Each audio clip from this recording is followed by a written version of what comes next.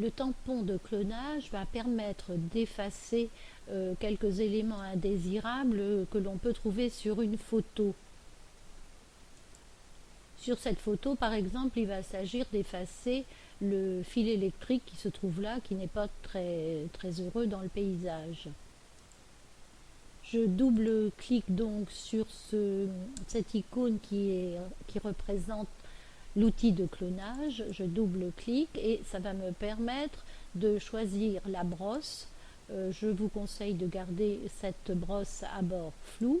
Ça me permet également de changer la taille de la brosse. Si je la passe sur le fil, on voit tout de suite qu'elle est trop grande. Donc je vais la réduire. Encore, je pense, oui, elle est encore grande. Encore. Voilà, c'est pas mal.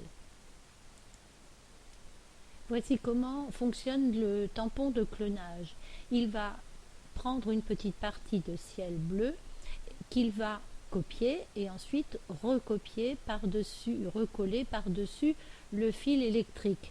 Pour prendre cette partie de ciel bleu, d'abord il faut se positionner tout près du fil électrique de façon que la couleur soit le plus proche possible de celle existante.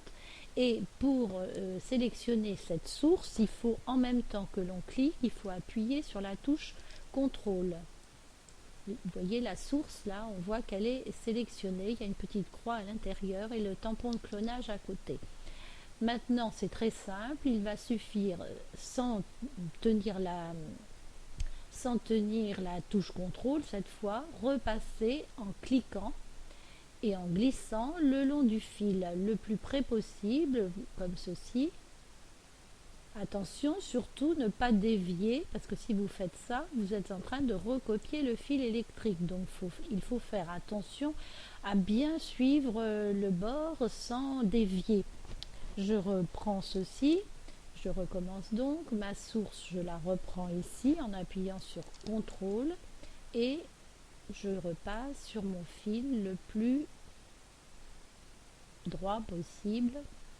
Là, j'ai un petit peu raté. Voilà, c'est terminé, le fil a disparu.